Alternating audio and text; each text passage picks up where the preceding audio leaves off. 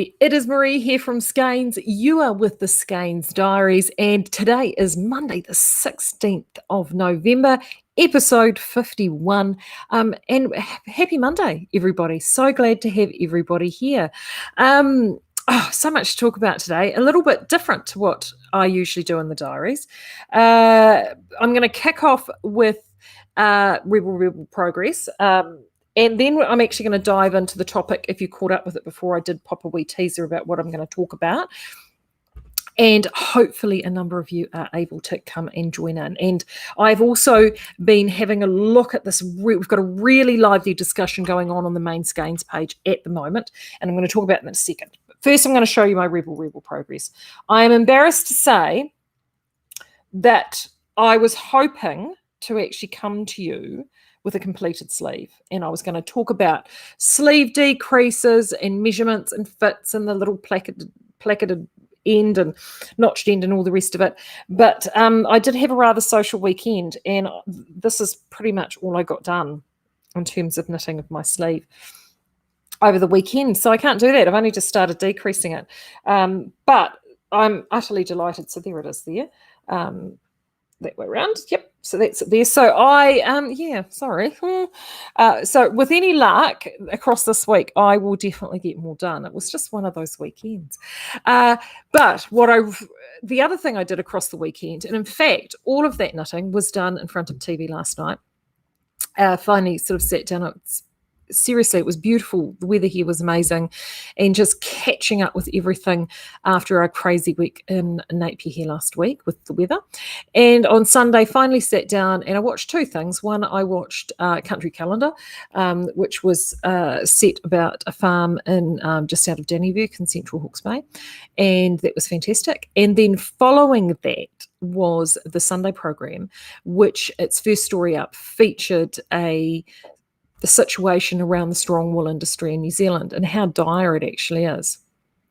Now, this is a topic that is actually quite near and dear to my heart. My father has been involved as either a wool grower or actually directly working within the wool industry for pretty much his entire career. In fact, he only retired earlier this year at the ripe old age of 78. And he works for one of the main wool suppliers in New Zealand. And so we've spent many hours discussing this. So I'm sort of quite aware of a lot of the issues that face strong wool growers in the New Zealand industry. And it's crazy. Like, it is really interesting to see the change of dynamic within our industry in that time. So if you haven't had a chance to watch the piece yet, and I do really recommend that you do, I think it was very, very well done. It ostensibly talks about the challenge from when wool farming, wool growing in New Zealand was actually one of the really viable elements of a farm's income. So you had income from meat, you had income from beef, you had income from wool. And they were sort of the three pillars around a lot of pastoral farming in this country. And now, the situation now with shearing particularly is that it now has become a cost to a farm. So what that means is for a number of farmers growing wool in the strong wool area is that it costs them more money to shear their sheep every year and remove that wool than what it does to actually sell the wool at auction. And a number of farmers, and this has been going on for some time, my dad's been talking about it for a number of years, a number of farmers now are stockpiling their fibre and not sending it to auction because they are waiting for the potentiality of hopefully that wool price bouncing back. So that also adds another layer of cost because they've obviously paid to have all the contracting, the wool removed, and then they haven't actually yet taken that wool to market because at the pricing that these fibres are receiving at auction, it's very, very, very low. So it is a huge challenge. A really, really huge challenge. And I met with Tom O'Sullivan last week, who appears in the article, and he is a farmer here in Hawke's Bay, as well as being the new chair for Campaign for Wool. And Skeinz and Design Spun have been part of Campaign for Wool since its founding here in New Zealand. And we have always had a focus on a lot of things that we do around New Zealand wool.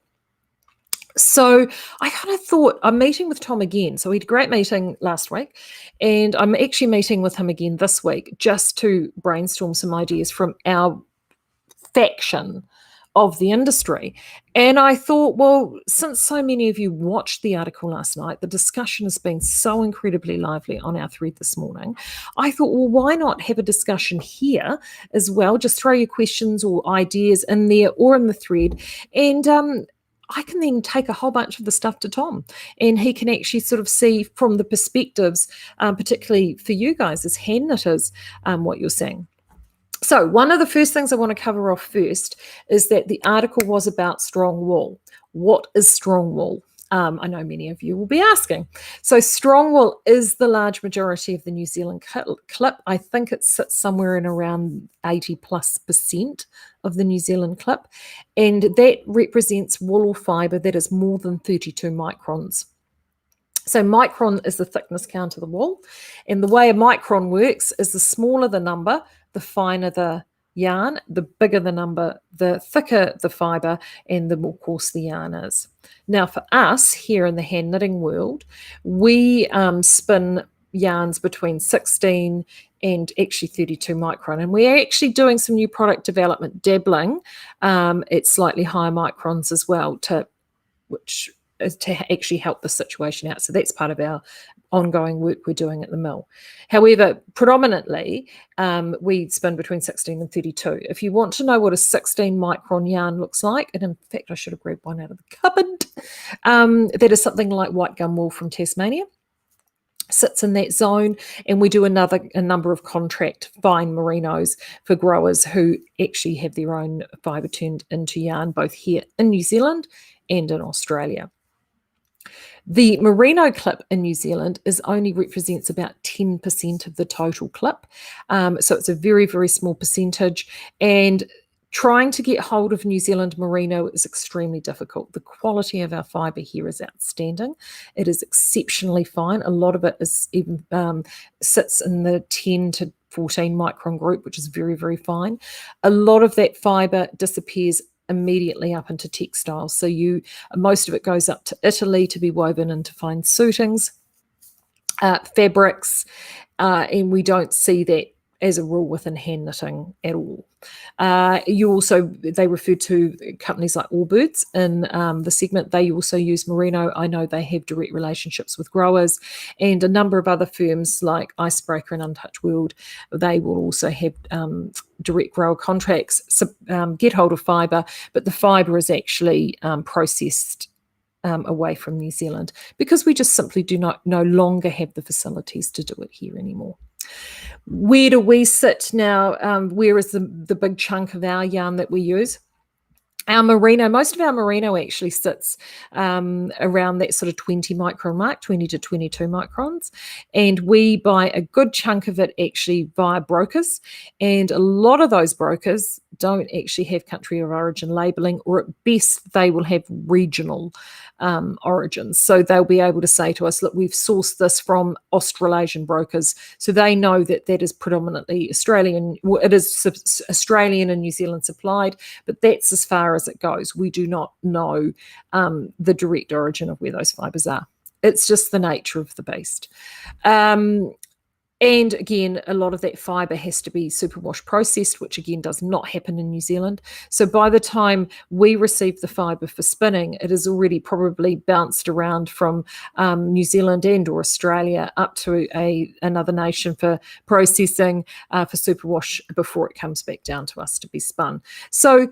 And then once it gets to us, it goes through at least a minimum of 7 processes to be turned into yarn, into a ball of yarn that you see in the store. And I'm going to talk about that a little later on. So the other end of the spectrum, as I mentioned, was 32 micron. And if you want to know what a 32 micron yarn looks like, it looks like this.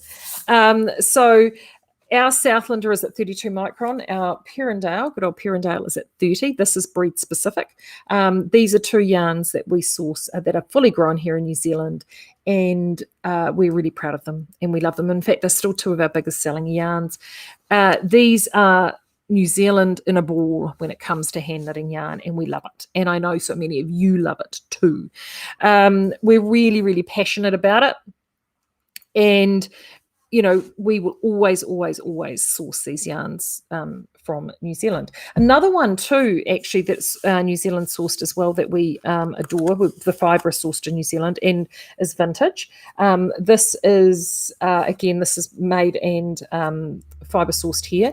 We are actually about to expand the vintage range, all with New Zealand sourced fibre, but we've actually subcontracted. We're actually working with another mill overseas actually to make this for us, quite simply because we haven't got the capacity in our own, and we want to be able to expand this range for you because this particular fibre, which is 26 to 28 micron, we love. We're very fond of vintage, and we just think that vintage for you guys, there's been a real uptick in non-treated yarns, but yarns that have that smoother, easier wear feel, a little less rustic than our South Litter, and vintage is definitely it. So, on the discussion over on the other page this morning, there were loads of things that were brought up. And one of the things I wanted to focus on was what are some of the things that we can do as hand knitters or ourselves in our communities, just as individuals, that will actually help things along. And there's been some fantastic ideas and suggestions over there and a really, really lively debate, which has been great. And I just want to jump down here. Good morning, everybody. Well, there's so many of you here this morning. This is fantastic. So good to see everybody. So one of the first things that I wanted to talk about is around what we do in terms of retailing. And actually, Diane, I'm just looking at your comment right here, Diane, and you're saying here the Wool Board needs to talk to yarn shops, designers, and as well as entrepreneurs to find a better way of advertising the ecological advances of wool. And Diane, you have hit, my friend, the nail on the head. The Wool Board is sort of no longer the Wool Board as you know it. It's sort of now divested into different groups. I'm not going to comment on what those are because I know I'll get it wrong. And there are things like there's a group called Swag, and there's another one, there's Campaign for Wool, and there's a whole bunch of all these different groups that we all want the same thing moving forward. So Campaign for Wool is who we work with, and we also work with Buy New Zealand Made as well. And Buy New Zealand Made are fantastic because obviously they cover all New Zealand made products, and woolen products sit within that. But I think you have hit the nail on the head, and hence the reason for the conversations with Tom. So Tom has taken over as the chairmanship of the Campaign for Wool, and the Campaign for Wool has done a lot of work primarily in the strong wool area to try and actually get things moving. Tom has a completely different outlook and focus, and he is doing exactly what you were suggesting here. He is really getting out to all the different elements within the market, and he has a marketing background actually, and he is talking to yarn shops and designers, and for example, I know Liz Mitchell, who is one of New Zealand's preeminent designers, is extremely passionate about wool, and she has done a huge amount of work as well via the Campaign for Wool to promote wool products here. So that is starting to happen, and so that's the beginning of this conversation, which is excellent. So one of the other, here we go. Yeah, so Margaret here is asking, there we go. Margaret's asking, is strong clip what some people is from the carpet wool family? Yes, so it is anything for carpet wool is usually a little bit higher up, so 32 micron plus. In fact, a lot of it is closer to 40 micron. And you know what? We want that for carpets. Trust me, you want that higher micron because you want your carpet to wear. So let's start with carpet. One of the, I'm going to tell you a couple of stories, and these are just my own personal interactions. They will not be the same for everybody. So the first thing is I live in an old villa, and the carpet that we have on our floor we know is more than 100 years old. And in fact, for any of local Napier locals that I have in the chat today, the carpet that we have on our floor is a bright red Axminster with fleur-de-lis all the way through it. And it was the carpet that was on the floor at the picture theatre that used to be, I think it was the Regent Picture Theatre in Taradale last century. And it was then removed. And then actually, from what I understand, the picture theatre, part of that building became a pharmacy. And then when that pharmacy had a big renovation, they removed all the carpet and they sold it. And the house that I live in was relocated to its now current address from a previous address and rebuilt. And the carpet was then by the then owner bought this job lot of carpet from the pharmacy and put that carpet down through this old villa. And it is to where it sits to this very day. And so this carpet is still sitting on my floor at home. Now, to be fair, its days are numbered. It is starting to get to a point that I've got a few spots in it that really do need to, it is going to be replaced. But I have teenagers and I have 2 dogs and husband, and we've had a very busy family life on that carpet. So I have what I call the empty nest plan for the house, and the carpet will be one of them. So I can definitely attest to say that that carpet, whoever made it back in the day, made that sucker to last, because it has certainly lasted.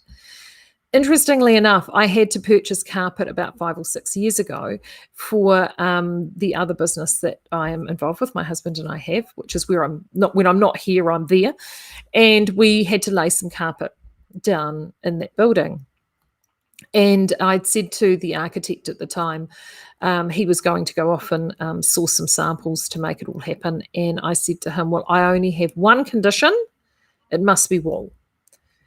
And we have both carpet tiles, like carpet tiles in the downstairs, and we have wool upstairs. And I said to him, that's the only condition that I have. And he went away and saw the main supplies that they used, and he comes back with a number of samples. And not one of the samples he came back with was wool. And I said to him, did I not make myself clear? These samples are lovely and the colours are lovely, and I can appreciate that, they're all fantastic. But I don't ask for a lot, but this is the one deal breaker thing for me. It must be wool. Bearing in mind that my father works in the wool industry, I wouldn't be allowed back in my parents' house if I didn't buy a wool carpet. So the architect then said, well, I did express that, but they the retailer, the carpet retailer, these are the samples that they supplied, and they were very adamant that wool was not a good option for your flooring, and this is what they recommend, which really upset me.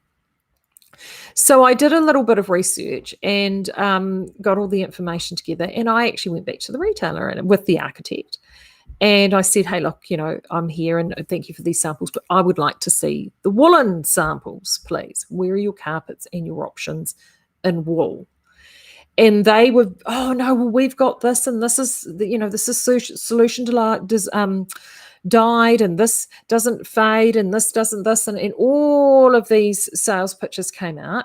And I said, no, you're not listening to me. I don't care about any of that. I want a wool carpet. I want you to show me your samples in wool. And finally, begrudgingly, they trotted off back to the back of the store and came out with a selection of wool carpets from Bremworth, actually, and tiles, and said, here you go. And I went through, took the samples away, we made our selections, and I have to admit, we've been more than happy with the selection that we've had. We've had no issues around performance, and this is actually in a business in a high traffic area. But what really stunned me was how resistant they were to selling a wool carpet. And I really just didn't understand that. I couldn't get my head around it. And speaking to other people within the industry, wool brokers and people that I know, I said, have you guys struck this, when you're selling, are you finding this when you're talking, going out and producing or selling fibre for carpet? And they said, absolutely. And we just can't compete. We can't compete with imported carpets or carpets made with imported yarn, and the breaks that they are giving the retailers in order to sell synthetic carpets over woolen carpets. And there's been a lot of misconceptions around woolen carpets. So now, I'm not a carpet expert in terms of cut piles, tuck piles, and all the rest of it. What I know is that there is wool in terms of a fibre is incredible. It's really interesting. One of the issues that I saw pop up in the other chat on the other thread was around, they were saying how wool carpets stain really badly. Now, one of the things I do know with a wool carpet is that you can actually remove stains relatively easily, and because of the quality of the fibre, it should be able to come out. And fading was another thing that came up with wool carpets as well. There were some issues around fading. Again, both I know from personal experience with, I think, all carpets, whether they be synthetic or wool, there is going to be no such thing as a perfect floor covering. It's just not going to happen. There's always going to be stuff that happens. And I know people that have had issues with both fading and staining and issues around synthetic carpet just as much as they've had wool. So it is a really, really intriguing proposition. And I know, again, value was the one thing that came up, and that a number of people who have gone to go and get carpet replaced have found it really, really difficult to get value options in wool carpet because those options are simply just not supplied to them. So when they've gone to purchase carpet, they have a very strict budget of what it is that they need, and the only option to them to fit their budget is synthetic carpets. So those are all just some of the observations that I have pulled together in the last little bit. So what do you guys think? What do you think about the carpets and what you're seeing, in different places? Actually, here is a great, now Louise, I'm really glad. So Louise has put here, it upsets me. I'd rather have a wool carpet in my house if there were a fire, especially if I had to crawl on it. I've had, there we go. I've had made nylon, etc. in chemistry. No thank you to the synthetic carpets. Now, this was an issue that did pop up in the story. And that is one of the elements I know with synthetic carpets, that they do actually have to apply a lot of chemical fire retardants on there, because this has been one of the big pushbacks that they have had. And of course, wool, it doesn't burn.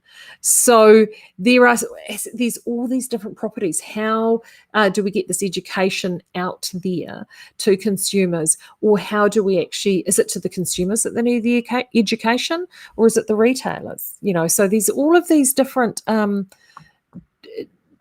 questions, which I find really, really intriguing. I'm just checking through the comments here, guys. Belinda. Right. Okay. So Belinda, you've asked, would wool be more or less fire resistant? Definitely less. Now, one of the things that I can tell you, Belinda, back in the day, because I'm, one of the favorite things that I saw back in the old wool testing board, which actually is, the headquarters is here in Napier, and one of the demonstrations they used to do was they used to get a blowtorch out with two lots of fabrics, and they would put the blowtorch over woolen fabric or woolen carpet, and then the blowtorch over synthetic fabric and synthetic carpet. And basically one went up like a Roman candle, and the other one, the wool, just... What happens is with wool is it burns and then it singes, and then it literally can be dusted off. It doesn't ignite. Wool is actually an insulator, so it will actually keep things warm, will keep things cool. So yes, woolen carpet is definitely more fire retardant, naturally fire retardant and fire resistant. So and that has been proven. But it's interesting, like when I was a kid, that was one of the things that we were taught all the time. We were taught about the properties with wool in terms of wearing woolen jumpers being fire resistant. We were taught about the properties of if we were out, like bushcraft. Any of you, those who've done bushcraft, part of the reason those homespun, thick, heavy, beautiful woolen jumpers was so popular is that if you were out in an environment working, whether it be on a farm or in the bush, and your jumper got wet or swandray. I'm a farm girl. Everybody had a swandray. They were all made out of 100% New Zealand wool, and it was a bit like a wetsuit. It would get wet, but it wouldn't absorb it would keep you warm. So it sort of trapped and insulated and kept you warm in there. Monday during the flooding, I was out helping with the neighbourhood, trying to rescue wheelie bins and helping our neighbours get things moved to high ground, because we literally down our street, ours came in like a flash flood. It was very, very fast. And I was down there in a pair of tights, my t-shirt, my woolen, actually my chika, a black and cream chika, and a jacket over the top. I can tell you right now, I got drenched, absolutely drenched, but I was still as warm as toast because that chika was on. It got soaked, but I didn't feel the cold through the top half of my body because I was completely insulated because of that woolen jumper. So it was, it really is an incredible fibre. Right, Pauline. Pauline is just saying here, and I don't know whether we can get all the comment on here, but I'll read it out just in case we can't. So Pauline is saying, we've just recently recarpeted our house and had a really tough job explaining to the retailer that why we only have wool. Lots of negative comment and marketing speak on why we should not choose wool. Finally, change of salesperson led us to a beautiful wool carpet that was reasonably priced and could be linked to a particular area in New Zealand. The carpet layer also gave us negative comments about our choice, but we are happy. So Marie, I understand what you're saying about your business. Perhaps we need to work on what. Perhaps some work needs to be done by wool to counter the advertising from nylon and rhino carpet manufacturers. That is definitely something, Pauline, I know that has been discussed within the Campaign for Wool for years, and it is the $6 million question. I wasn't aware of Bremworth's decision to move back to wool until I saw the segment last night, and that I was honestly... It made me misty. It really did. I thought, wow, go guys. We have a Bremworth plant here in Napier. So I was just thrilled, really, really thrilled to hear that news. And hopefully through the work that they do, and I don't know, I mean, one of the things that has been firing around in my mind for Bremworth is actually, do Bremworth need to not go to traditional retailers to sell their carpet and actually start doing a model very similar to what we do here, and start selling and promoting their carpets direct to consumer, and having people come out from Cavalier, a sales team from Cavalier, into homes, and allowing those who really want wool carpet to have a specialist come into their home and discuss wool with them and show them all the options that they have. I don't know, would that work? I mean, I'm sure they've thought of it, but would that work? I know for me, personally, I'd love it if I could ring up Bremworth and say, hey, look, send me round someone that knows a load about carpet and bring us a whole load of samples, and we can sit down and talk about carpet. For me, that would be fabulous. So yeah, I mean, is that an option? So education is definitely one of those things. And also, too, I think, as you said, it's about finding stuff. Like, I know that I really had to stick to my guns to find what I wanted. And then the options were actually there.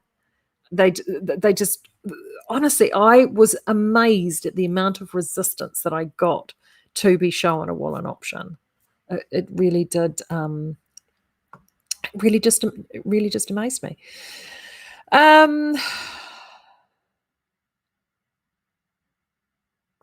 Yeah, see, this is another. Samantha is saying, after being told her sheep's wool was worth nothing, I tried to find roof insulation made of wool with no luck.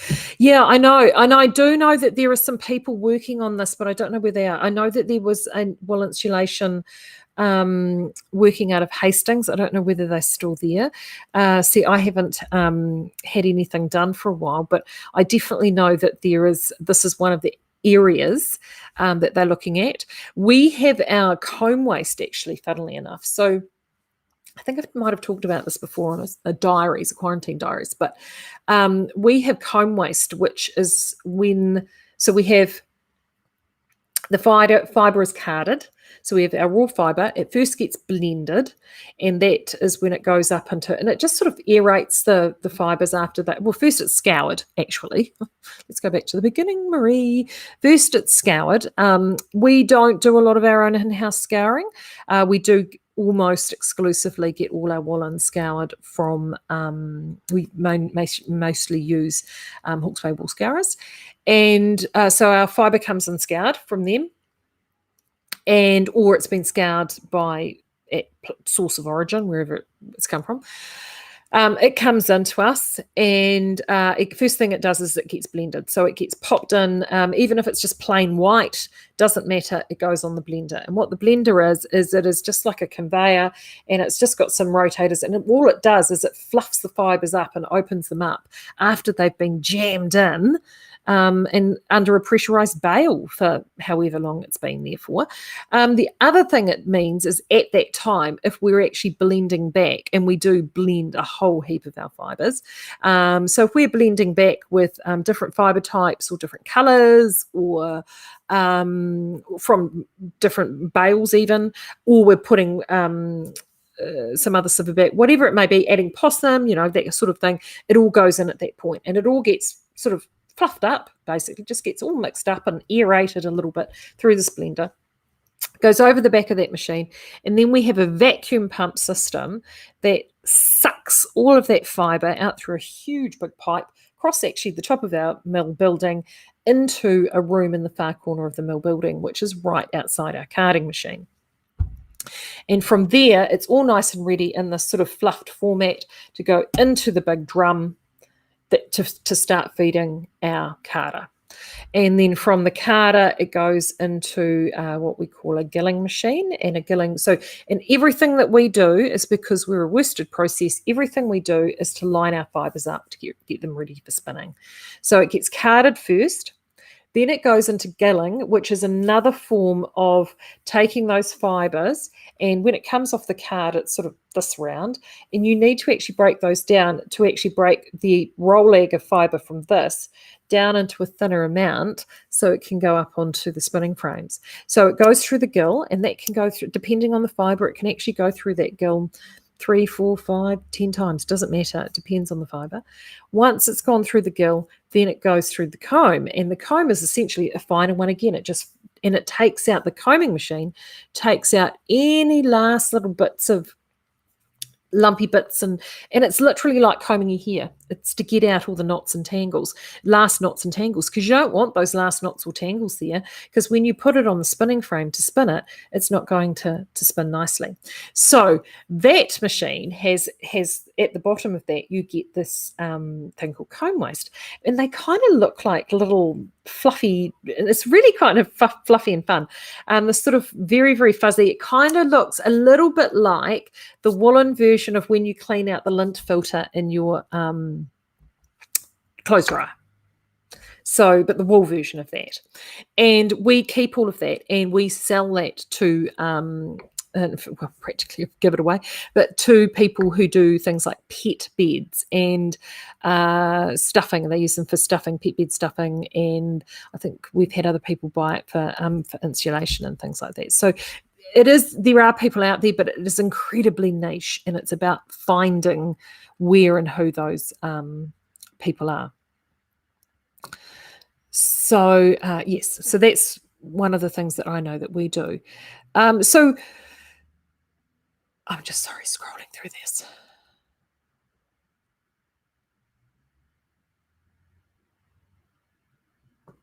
Yeah, and I mean, Barbara's also, I've got Barbara saying here, she live in a rental with a nylon carpet throughout, and it always feels damp and cold in the winter, and gets static and hard to clean. Yeah. So you often, when you lay a wool square over the top of the hallway in the lounge, makes a huge difference for insulation and warmth. And I've heard that too. Now, I mean, it is horses for courses. I know that there are some people that, depending on where they are, the retailer just will not give them options. So I am not here to judge anyone that's got a nylon carpet on their floor. Believe me, I'm not, because it depends on what you're able to get access to, isn't it? And it is really, really tough. And I know that for me, it's I just looked at the struggles that I had. So It's about, I think one of the things that I'm getting from all of you is education. How do we get that education out there? So the Campaign for Wool has it's called the Wool Shed. There is a container that they travel around the country with. And I had to think about this for a while because, see, I grew up on a farm. So for me, wool education was like every day. But then I suppose if you're a kid in town, you're not going to get that, are you? So I think it's a fantastic initiative that they have. And I know PGG Wrightson is very involved with that as well. And so if that wool shed ever comes to your school or your area and you've got children or grandchildren, who get them along to that, actually, because the education program that offers, I think, is amazing. And I think you're right. The information here is definitely saying is how do we get that education out to wider consumers about the benefits of wool, really put that out there, particularly from a carpet perspective. Now, I'm going to talk about hand knitting yarn for a little bit because the other thing that cropped up with the discussion over on the other page was around how is value. And I think that is a really, really important discussion because, with things, with COVID this year and next year, we're not really quite sure what's going to happen. And there are a number of people that are really struggling out there at any given time, actually, before COVID. So one of the elements, like when we created Skeinz more than a decade ago, one of the key guiding factors for us is how do we give and provide top quality natural fibre yarns direct to the knitting public at the very best value that we can. Because that was one of the things that even all the way back then that we were seeing is that a lot of people weren't knitting or crafting like they used to because there was a barrier in terms of cost. It's something that we are acutely aware of. And not everybody lives in an area where they have access to a larger big box retailer, craft retailer, to be able to access yarns more cheaply. And they either have small local yarn stores or, and even then, in fact, that was the other catalyst too, is a lot of the areas, the small local yarn stores were just closing. And retail is tough, really, really tough. People forget, and a lot of people I don't think realise, that Skeinz, before it became Skeinz, we were actually a retail store, small retail store attached to our mill, and we were struggling, really, really struggling. And we needed to make some changes to our business or it was going to close. And I got involved because it was my favourite store. And for me, going to the store, and I used to come to the original Knitters Factory shop. It was right when I was having my child, I had my first son, and I was knitting at home, and our oldest was a really difficult baby, and he's actually a special needs young man, and we didn't know that then. What we know now to what we didn't know then. And I was struggling. I was a new mum, had waited, I'd had a really difficult time having this child. He was my sixth pregnancy, so I'd lost 5 prior to him. And so to finally get this live kicking and screaming child was this absolute blessing. And he was tough. It was really, really tough, and he didn't thrive, and there were a whole bunch of issues, and I really was literally tearing my hair out. And for me, knitting saved my life. Knitting was something that I did when we were struggling to get this family established. And for me, the mental health benefits, it's what would get me through. It gave me an opportunity to rest and calm and reassess and recenter. So I would go to get yarn, and I would shop at a number of the retailers, but I was told about this Knitters Factory shop, and I would go down, and I just loved it. I loved digging around and buying the crazy bags of thread waste and the little quirky bits and pieces. And it was very seasonal. You could only, like back in those days, they'd do processed Perindale once a year, and it would all be up in plastic bags and the cellophane bags rather on the wall. And once a colour sold out, you had to wait for the next year's batch before it came back through. Southland was the same. And I loved it. And the beautiful, wonderful Maureen Kelly used to look after the shop. Her husband Ian is the guru of everything in the mill. And Maureen is from Northern Ireland, and she is a treasure and an absolute treasure. And I would go in there whilst pregnant with my projects and then with the baby, and we would be there. And it ended up Maureen would spend time playing with the baby and I would serve customers. That's how it started out all the way back then. But for us, how Skeinz got created was value. Like we were seeing that so many places were losing their stores like this. And local yarn stores, I know a number of people were saying there was a thread around conversation in terms of these yarn stores, and they wouldn't go there because the yarn was so expensive. And, it is really tough. As a retailer, the costs of operating a retail store with leases and fixed costs and overheads and staffing, it's huge. Believe me, I know. However, it's more than, when you go to a local yarn store, it is more than just the yarn. And I think what I'm saying with this is, when I used to go to the Knitters Factory shop, for me, it was that human adult one-on-one connection that I used to have with Maureen that actually let me, when all my entire world at that time literally was sleep deprivation, feeding or lack of feeding, toileting, and all those things. All of you who've been a new mum, you'll remember those days well. And it saved me. It was that actual one-on-one connection that saved me, and the ability to actually, a couple of times a week go and visit that store and just have this magical escape, for me was so essential. And we even see this now. We've got a really tight connection with our customers. We've got customers who will travel from other areas outside of the bay and buy out big because they just prefer to actually come and buy in person. Yarn is a tactile experience. They love to be able to touch and to feel. So I think the retail element of yarn and yarn stores, I would never, ever want to see disappear. And it was part of the reason why, when we moved to this new location, we actually didn't downsize our retail store. We dramatically increased it. And it's because we actually believe that one-on-one connection with people is so vitally important. So, and that, for some people, is what's actually really important when they go shopping, is not necessarily the yarn. But for others, it is about value. That's a really desperate need. And so for us, again, and I can only talk about us. I can't make comments for how things work with other stores or other businesses, but for where we are, to be able to create yarns from all ranges and stages to make it affordable was always at the cornerstone of what we did. And two of our original yarns, and as I said, these are number one and number two in terms of our top selling yarns, from before my time to today, are these. And it's because of the value that they provide. And like at the moment with Southlander, with the sale that we have on Southlander, you're able to knit. I think someone was saying that they'd looked at multiple stores to knit a jumper and they were quoted $200.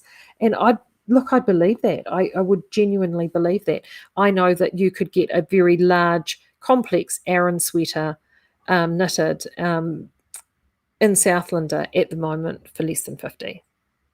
So that's the sort of value that we work really, really hard to provide. And I think it's about finding there is a niche and a place for everybody. And I think that's really important. So it's important to realize that there is a place for this and the value, and that's where we found our place. And there's also a place for those who are wanting something a little bit more special, or a place for actually even those wanting to knit and work with synthetics, particularly with art yarns, particularly with if they're doing textile or art pieces, or even just basic acrylics for people that are knitting for charity and toys, especially with toys. I know toys work really, really well, sometimes with synthetic yarns, and that's all okay too, isn't it? It is all okay too. So I know from what we do here, I keep repeating myself, I'm sorry. We love wool, so we try and work with natural fibres wherever we can. So that is what we do for us. Okay, so let's have I'm just going to quickly. This has all been moving so quickly on the side, and I've been doing this. Sorry, guys. I'm so sorry.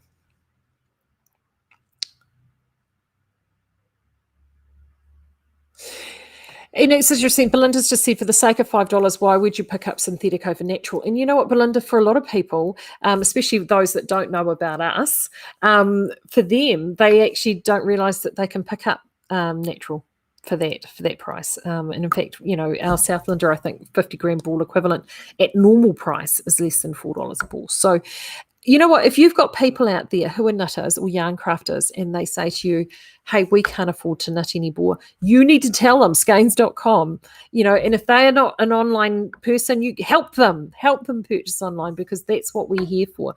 We're here to actually connect those people and get them in. And yeah, see, Wombat of Doom on here is saying the nearest yarn shop to her isn't a big box store, and it's roughly an hour and a half away. It's not practical.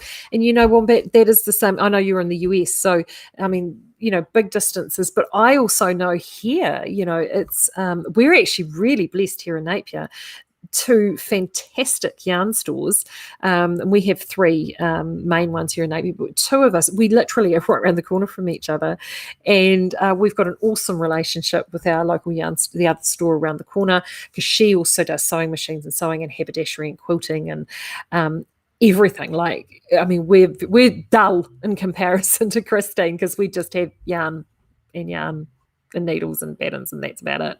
Whereas she has everything, the full craft experience around there. And we've got an awesome relationship. And it's perfect that we are located so close together, because people are actually able to bounce between the two. And if we don't have something, it's like, have you been to Christine's? Christine's likely to have it.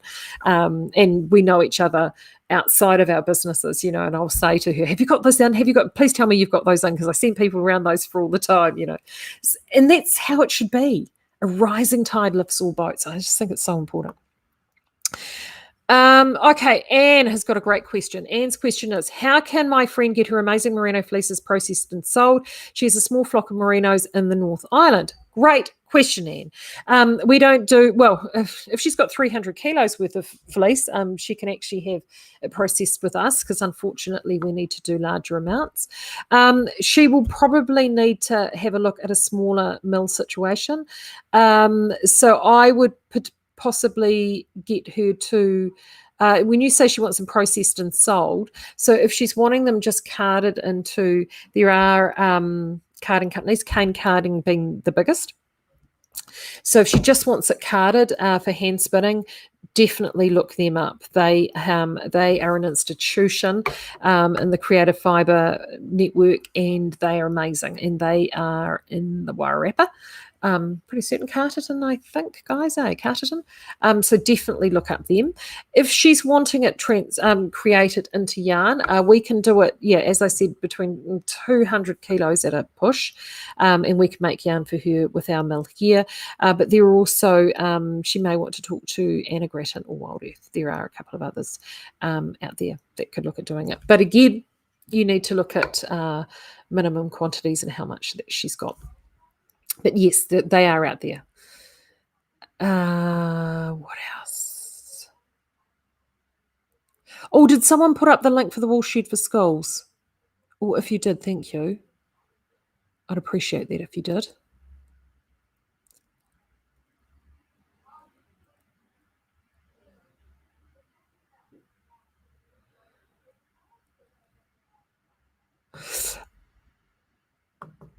Right, Lee's saying, I'm looking to find how to do the same, with a flock of mixed breed sheep. It's quite difficult to find a company that processes fleece from start to knitting yarn. Yeah, it is.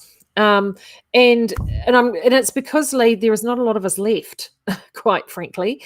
When we started, when I started here, there was still about, I think, 8 mills left. We're the only large form worsted process mill now still operating, large format. There is, and as I mentioned before, it's tough, because we've literally survived via attrition. And even other companies like Wool Yarns that make the beautiful woolen spun yarns. And in fact, we've got some woolen spun in there, and I love. If you've heard me on diaries before, you know I'm a sucker for a woolen spun yarn. Even they've actually reconfigured their business and are no longer doing hand knitting yarns. They do fabulous, beautiful textile yarns for fabrics and stuff. But it is tough. It is really, really tough. So yes, it comes down to hunting out that sort of mini mill concept, or seeing what you've got, or actually grouping stuff together to see whether we can get stuff processed through. But it is, really, really difficult, I'm afraid. Also talk to the, as I mentioned, cane carding before.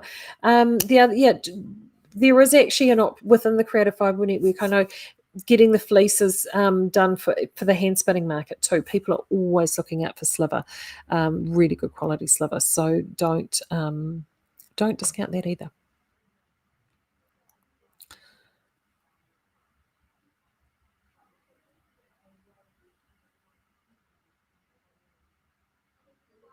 Right. It's chugging through. Actually, Deb is here, and this is so, Deborah and I Skyped Deb actually early this morning. So funny, I called her before she hit the shower, bed hair and all, cuz it was hilarious. And Deb's just saying here, there's a box of tissues under the counter at Outlaw HQ. Some days we spend as much time making cups of tea as we do selling yarn. We love our store and our safe space, and our customers comfort and need. And you know what? Yeah. And if you're in Christchurch and you have not been to Outlaw HQ, you must go. It is the most fabulous space. It's in Stanley Street. It's in Sydenham. It's easy to find because it's sort of just Stanley Street's one of the streets. It's just off the side of the mall there. I think I can't even remember the name of the mall there, but it's like there's oodles of parking. You can get it. It's fabulous. And you're right. I mean, even here, we've got, seriously, our regulars here. I mean, we've got ones that have been coming to us since I've been around.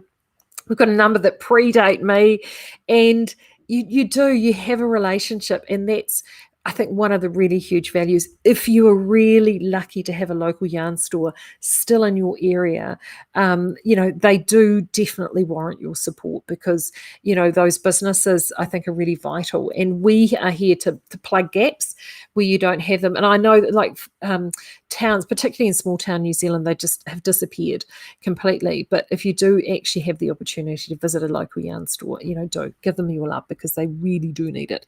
It is just so important.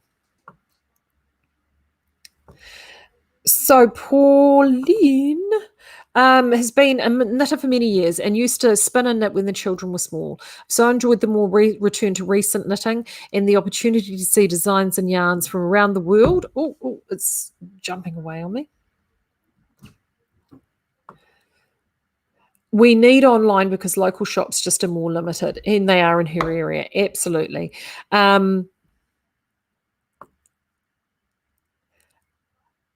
But what you've been able to achieve with Skeinz has been pretty amazing. Thank you, Pauline.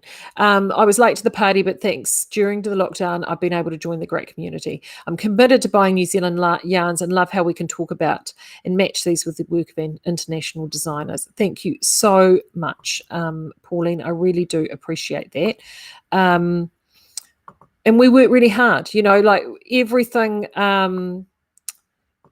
we do is to try and enable you to actually enjoy yarn craft, and to do it in an affordable way, and give you the very best of ingredients and yarn. It's just so important. So thank you very much for that.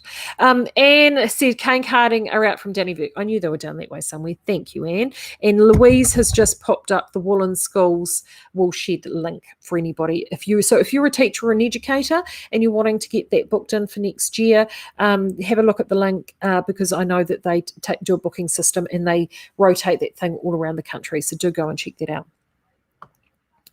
Oh, Lee's wanting to know, can you clarify what sliver is, please? I can, Lee. Have I got some? Yes, I can. Stay there. I think I've got some in my cupboard just here.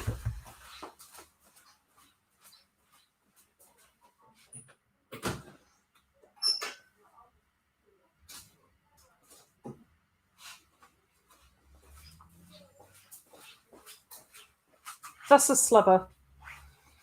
Ooh. So this is sliver. So hand spinners will recognise this really well. So this is for us. This has come off. This has been both gilled and combed, but this is what we then create, and it's from the sliver. And this is when all the fibres have been basically put in alignment and all lined up, so then they can go up onto our spinning frames and have twist added to them to turn them into yarn. So this is sliver. Right. Okay.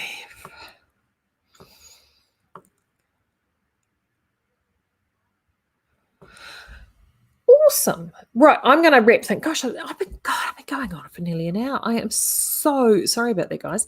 I haven't had a chance to jump over and have a look on the other discussion. Do keep that discussion going there because I think it's great. I'm going to show all of this to Tom. I think I'm catching up with him tomorrow. Because I think it's really good for him to get this interaction, and I'm going to try and encourage him to jump on and join in the speakeasy as well, so he is able to actually see what goes on. So thank you very, very much for that. I do actually appreciate it, and thank you for listening to me rabbiting on today and offering your suggestions. And I think a lot of it is right. I think the big takeaway that I've gotten from this is that there is stuff that we can do, but a lot of it is around education and understanding, and sometimes we just forget, don't we? And it's about how can we do just one little thing to make things better. So I'm a very firm believer in that. I'm very firm believer that one small action can actually have a great effect. So have a great day. I'm going to stop talking now because I've got coffee I need to drink, and I will catch up with you again on Thursday. Do remember our theme in the speakeasy this month is homegrown, and I have seen some fantastic homegrown projects in there, and especially in the Southlander. Don't forget the Southlander special is still on, $10.95 for the big balls, $5.95 for the small balls.